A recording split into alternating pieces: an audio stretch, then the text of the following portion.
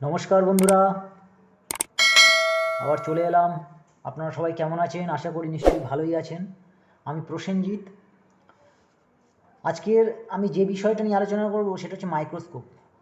অর্থাৎ আমাদের মাইক্রোস্কোপ দু ধরনের হয়। আমরা জানি লাইট মাইক্রোস্কোপ আর ইলেকট্রন মাইক্রোস্কোপ। লাইট মাইক্রোস্কোপ ক্ষেত্রে কি বিম অফ লাইট ইউজ করা হয়, সেক্ষেত্রে ভিজিবল লাইট হতে পারে, ইনফ্রারেড লাইট হতে পারে, ইউভি লাইট হতে পারে বা ফ্লুওরেসেন্স হতে পারে। এবার ইলেকট্রন মাইক্রোস্কোপের ক্ষেত্রে বিম অফ ইলেকট্রন ইউজ করা হয়। সেক্ষেত্রে ইলেকট্রন মাইক্রোস্কোপ দু ধরনের হয়, এটা হচ্ছে টেম আর একটা সেম। এটা হচ্ছে টেম মানে ট্রান্সমিশন ইলেকট্রন মাইক্রোস্কোপ, আর এটা হচ্ছে স্ক্যানিং ইলেকট্রন মাইক্রোস্কোপ। আজকের আমি যে বিষয়টা নিয়ে আলোচনা করব সেটা হচ্ছে কম্পাউন্ড লাইট মাইক্রোস্কোপ।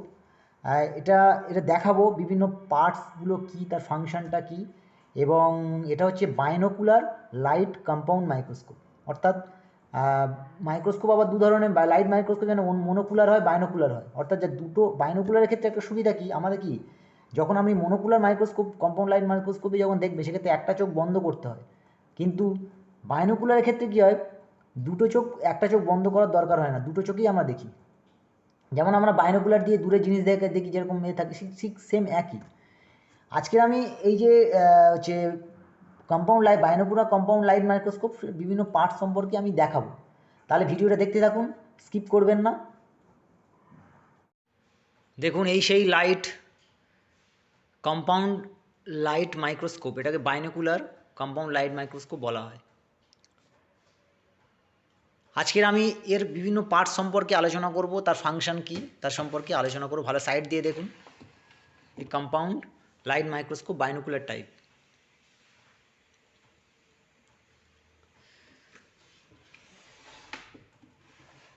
প্রথমে যেটা বলবো যে এই যে কম্পাউন্ড লাইট মাইক্রোস্কোপে প্রথম যে পার্টটা রয়েছে এটাকে বলা, এই যে পার্টটাকে বলা হয়, অর্থাৎ এই যে পার্টটা, এটাকে বলা বেস, মানে যার উপর পুরো জিনিসটা রয়েছে আর কি। যেমন কি যেমন আমাদের পা থাকে, পায়ে ভর করে আমরা দাঁড়িয়ে থাকি, আমাদের যে পায়ে বেস, সেটা সেই রকম কম্পাউন্ড লাইট মাইক্রোস্কোপে একটা বেস থাকে, এটাকে বলা হয় বেস। বেসের পরে যেটা রয়েছে সেটা হচ্ছে ইলুমিনেটর, অর্থাৎ লাইট লাগানো থাকে এখানে একটা ইলুমিনেশনের জন্য। অর্থাৎ এই লাইটটা ইলুমিনেশনের জন্য, এটা ইলুমিনেটর, এখানে একটা লাইট লাগানো থাকে, এবং এই লাইটে একে বলা হচ্ছে ইলুমিনেটর বলা হয় বা আবার ইলুমিনেশন।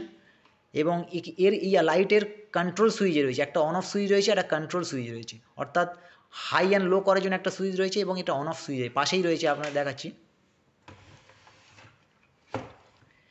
এই হচ্ছে অন অফ সুইচ, এটা অফ,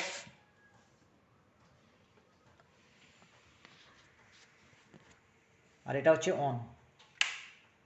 যে অন করলাম দেখুন, ইলুমিনেটরটি মানে লাইটটা জ্বলে উঠলো। এবার এখানে রয়েছে একটা কন্ট্রোল সুইচ রয়েছে, ভালো করে লক্ষ্য করুন, এই কন্ট্রোল সুইচ, এটা লো, এটা গেলে হাই।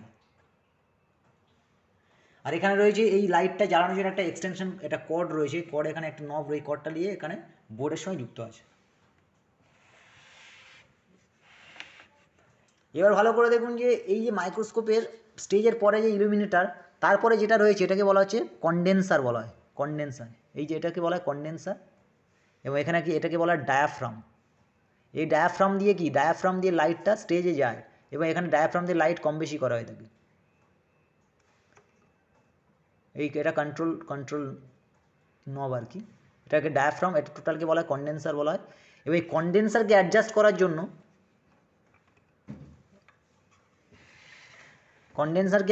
জন্য, এখানে অ্যাডজাস্টিং একটা নব রয়েছে, এটা ওপর নিচ করার জন্য। ভালো করে লক্ষ্য করুন, এটা অ্যাডজাস্টিং, এটা নিচের দিকে নামানোর জন্য, এটা ওপর দিয়ে ঘোরানো তোলার জন্য, এটা অ্যাডজাস্টিং নব। তারপরে যেটা বলবো যেটা হচ্ছে স্টেজ। অর্থাৎ যখন আমরা কোনো কিছু পারফর্ম করি, সবই তো স্টেজের উপরেই পারফর্ম করতে হয়, সেরকম মাইক্রোস্কোপে একটা স্টেজ রয়েছে। স্টেজ এখানে কি বিভিন্ন স্লাইড যখন দেখা হয়, স্লাইড যখন পরীক্ষা করা হয়, তখন কি হয়, সবই করা স্টেজের উপর। এই যে স্টেজ, এবং এই স্টেজের উপর রয়েছে স্টেজ ক্লিপ, অর্থাৎ এই স্লাইডটাকে ধরে রাখার জন্য এটা ক্লিপ রয়েছে, এই একটা, এটাকে স্টেজ ক্লিপ বলা হয়। এবং এই স্টেজ ক্লিপটাকে অ্যাডজাস্ট করার জন্য অ্যাডজাস্টিং নব রয়েছে, অর্থাৎ ভার্টিক্যালি এবং হরাইজন্টালি অ্যাডজাস্ট করার জন্য নব রয়েছে। ভালো করে লক্ষ্য করে দেখতে থাকুন, এই নব, এটাকে যখন আমি ভার্টিক্যালি অ্যাডজাস্ট করছি,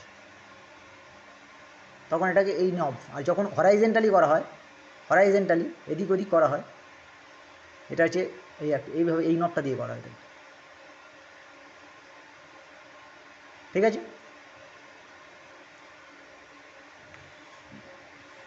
এবারে যেটা বলবো সেটা হচ্ছে এটাকে বলা হয় রিভলভিং নোজ পিস বলে, যেটা এটা ঘোরানো যায়, রিভলভিং নোজ পিস, এটাকে নোজ বলা হয়, মাইক্রোস্কোপের নোজ, নাক, রিভলভিং নোজ পিস।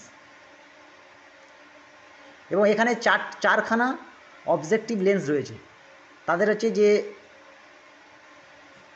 ম্যাগনিফিকেশন পাওয়ার যেটা, এটা হচ্ছে 100x, এটা 100x, এটাকে অয়েল ইমার্শন অবজেক্টিভ বলা হয়, এটা 100x। তারপরে রয়েছে 10x,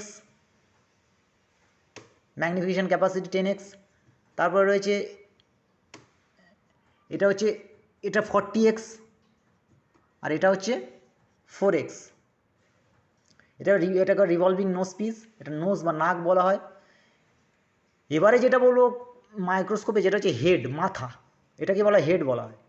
এবং হেডের ওপর দুখানা হচ্ছে আইপিস রয়েছে, আইপিস দুখানা, এটা বা অকুলার লেন্স রয়েছে, ঠিক আছে, যাদের হচ্ছে ম্যাগনিফিকেশন ক্যাপাসিটি 10x, এটাও 10x, ভালো করে লক্ষ্য করুন, এটা 10x, এটা 10x। এবং এই যে অবজেক্টিভ আইপিস অর্থাৎ অকুলার লেন্সকে কন্ট্রোল করার জন্য অকুলার কন্ট্রোল বলা, যেটাকে ফোকাস কন্ট্রোল করা হয়, ঠিক আছে, ফোকাস কন্ট্রোলের জন্য এটা কন্ট্রোলার, এটা আইপিস, এটা 10x, এটা আইপি, এটা 10x, সবই 10x, অকুলার লেন্স। এবারে যেটা বলবো সেটা হচ্ছে আর্ম, বাহু, অর্থাৎ এইটাকে বলা আর্ম, এটাকে বলা আর্ম। এটাকে আমরা ধরে মাইক্রোস্কোপকে চেঞ্জ এখানে ওখানে নিয়ে যেতে পারি, এটাকে যখন মাইক্রোস্কোপকে একটা জায়গাতে অন্য জায়গায় নিয়ে যাবো বা কিছু করবো ধরার জন্য, এটাকে বলা আর্ম, বাহু। এই আর্মটাকে ধরে নিয়ে যেতে হয়, এরকম ধরে নিয়ে যেতে হয়। এরপরে যেটা আছে কি, এটা হচ্ছে ফোকাস কন্ট্রোল, অর্থাৎ মাইক্রোস্কোপে ফোকাস কন্ট্রোলের জন্য দু ধরনের কন্ট্রোল, একটা হচ্ছে কোয়ার্টজ কন্ট্রোল, একটা ফাইন কন্ট্রোল, অর্থাৎ কোয়ার্টজ ফোকাস, ফাইন ফোকাস। এটাকে বলা হয় ফাইন ফোকাস, আর এটাকে বলা হচ্ছে quartz focus, fine adjustment, quartz adjustment. দেখুন স্টেজটাকে ওপর নিচে করার জন্য, পুরো স্টেজটাকে ওপরে, অর্থাৎ ফোকাস কন্ট্রোলিংয়ের জন্য এটাকে কোয়ার্টজ ফোকাস কন্ট্রোল বলা হয়, কন্ট্রোলার। আর এটা হচ্ছে ফাইন, এটা খুব হালকাভাবে ওঠে নামে।